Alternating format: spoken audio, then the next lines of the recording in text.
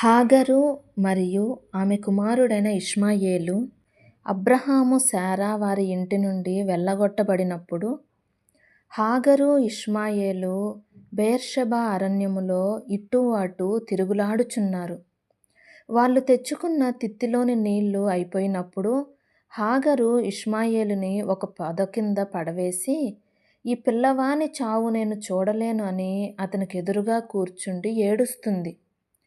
అప్పుడు దేవుడు ఆ చిన్నవాడు పడియున్న స్థితిని చూశాడు. వాని మొరను కూడా విన్నాడు. అప్పుడు దేవుని దూత ఆకాశము నుండి హాగరుతో ఈ విధంగా మాట్లాడుతుంది.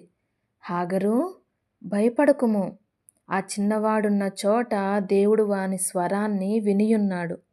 అతన్ని ఒక గొప్ప జనముగా చేస్తాను అని దేవుడు చెప్పాడు. ఆ సమయములో అరణ్యములో ఆ చిన్నవాని ఆర్తనాదాలు దేవుడు విన్నాడు.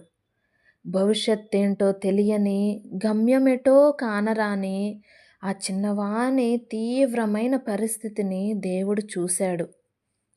భయపడకుము అని దేవుడు హాగరుతో చెప్పిన మాట మనకు ఏం తెలియజేస్తుందంటే, హాగరు, ఆ చిన్నవాన్ని నేను రక్షిస్తాను, ఆ చిన్నవాన్ని నేను పోషిస్తాను, ఆ చిన్నవానికి నేను తోడుగా ఉంటాను అని దేవుడిచ్చే భరోసా తెలియజేస్తుంది.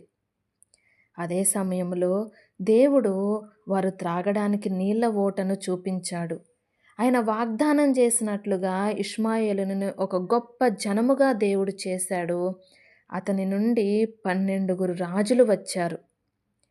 ఈ వాక్యం మనుషుల బాధల పట్ల దేవుని శ్రద్ధను, ఆయన కరుణను మరియు ఆయన స్పందించే విధానాన్ని నొక్కి చెప్తుంది. మనం ఉన్న స్థితిని దేవుడు చూస్తున్నాడు. మన హృదయంలో ఉన్న వేదన కూడా చూస్తున్నాడు. మనం పెట్టే మొర ఆయన వింటున్నాడు. నోరు తెరచి మొరపెట్టలేని సమయాల్లో మన హృదయంలో నుండి వచ్చే ఆర్తనాదాలు కూడా దేవుడు వింటున్నాడు. మోకాళ్ళ ప్రార్థన వింటున్నాడు. మన మూల్గులను కూడా దేవుడు వింటున్నాడు.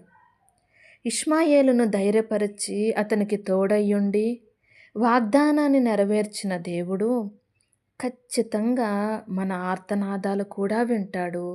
ఆయన యొక్క సామర్థ్యాన్ని మనకి కూడా కనుపరుస్తాడు.